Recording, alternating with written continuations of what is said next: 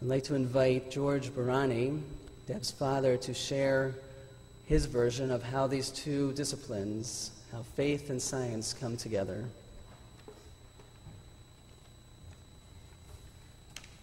Extra piece of candy.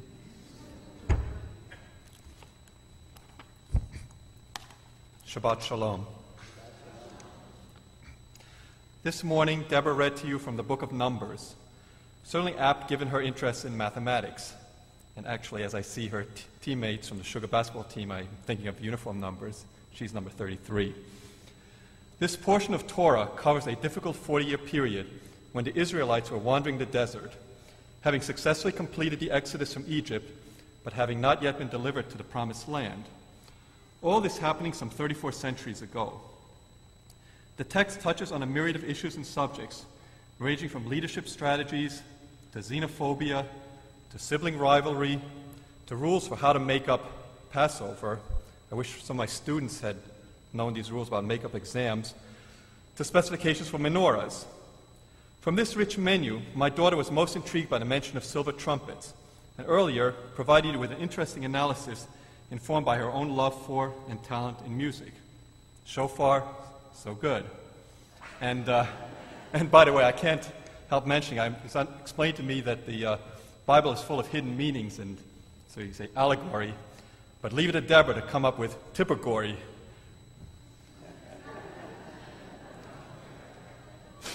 Now I would like to draw upon my background as a chemist and focus this passage from Numbers 11:5.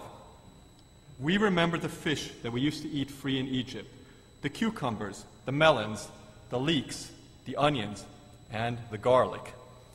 Listened to narrowly, this bit of nostalgic dietary advice can be paraphrased as, fruits and vegetables are good for you. Indeed, my research team at the University of Minnesota provided in the mid-1980s, before the duties of fatherhood took up more of my time, the first rigorous scientific evidence supporting much folklore and epidemiological evidence concerning the health benefits of garlic.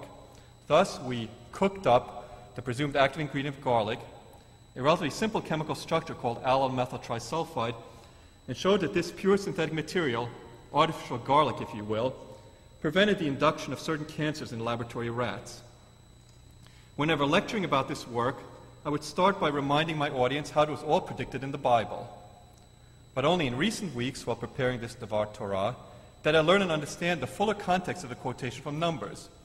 It is preceded by this demand from the Israelites, if only we had meat to eat, and is followed by some of the most dramatic whining about dining that you may have ever heard. Now our stomachs are shriveled. There's nothing at all, nothing but this manna to look at. What's going on? The riffraff are complaining, forcefully and eloquently. SOS, they kvetch. Here, SOS refers not only to the universal distress signal and a cry for help, but also to same old stuff, SOS. The Israelites are bored with the monotonous routines of their existence, which appear to depend on the whims of a hovering cloud. They yearn for variety and for the stimulation and excitement that come from variety. Reacting to this, Moses is reportedly distressed and talks it over with God. Don't the people appreciate their recent release from slavery and recognize the sacrifices that must be made for freedom? Aren't they adequately and steadily nourished by this miraculous, honey-like substance, manna, that literally comes from heaven? And as an etymological aside, I should say the word manna is derived from manhu, which means, what is it? And in fairness to the rabbi, he questioned my source and for this McNugget of information, and it comes from that treasure trove of Judaica, the Encyclopedia Britannica, so you can read up more about manna if you are so inclined. Anyhow, let's get back to our story. Show some discipline, people. How dare you doubt and second-guess God? With such a clear power differential between God and the Israelites, the resolution of their conflicts has a certain anticlimactic quality. To make the complainers eat their words, God makes them eat their meat. And now I quote directly from Numbers 11:19 to 20. Not one day, not two, not even 5 days or 10 or 20, but a whole month until it comes out of your nostrils and becomes loathsome to you. It's SOS, same old stuff, all over again, but with a vengeance. This time, instead of seeing nothing but manna, the rebellious and greedy people will be fed nothing but meat. Then, as if that wasn't punishment enough, God continues to show his anger by striking those people who are craving meat with what Torah refers to as a very severe plague. Further details are not provided, but perhaps the physicians among us may care to speculate whether this plague was mad cow disease, anthrax, or some other biological agent. SOS. Help. What life lessons can we take from all this? Listen again to part of Numbers 11:5. We remember Egypt. God let our ancient ancestors know, in no uncertain terms, that their memories were false and selective, or as we may say nowadays, through rose-colored glasses. Set straight by God, we remember becomes we must never forget. And so, I'd like to remind Deborah that even as she currently enjoys unparalleled freedom, opportunity, and security in the new world, she need go back just a few generations to find courageous ancestors who in the old world suffered from oppression and prejudice, expressed in pogroms and in the unspeakable Holocaust. We must never forget. Numbers 11:5 continues with a grocery list of the cucumbers, the melons, the leeks, the onions, and the garlic. Starting with the trite observation that garlic is one of a variety of spices is a short stretch to the well-known yet profound adage, variety is the spice of life.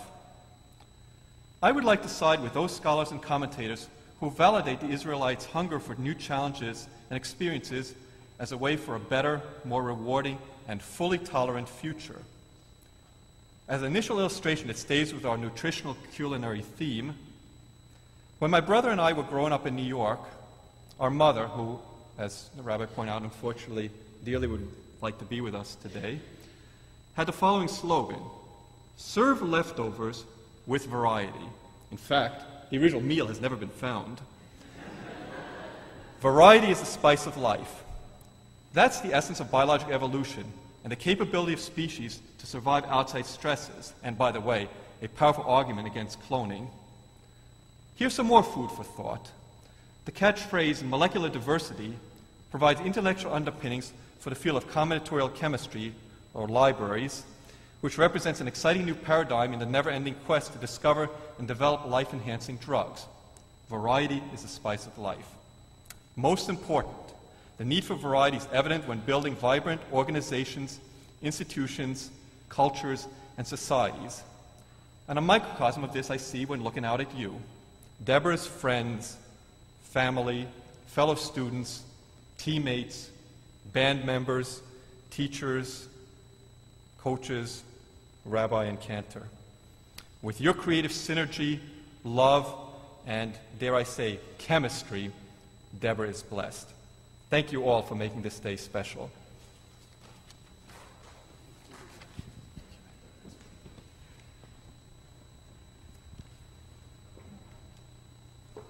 The cantor has already shared some of what makes Deborah so special to us and to the congregation, to her family. Let me only add that of all the B'nai Mitzvah this current year, and we've had a lot, as we know, Deborah is, without a doubt, the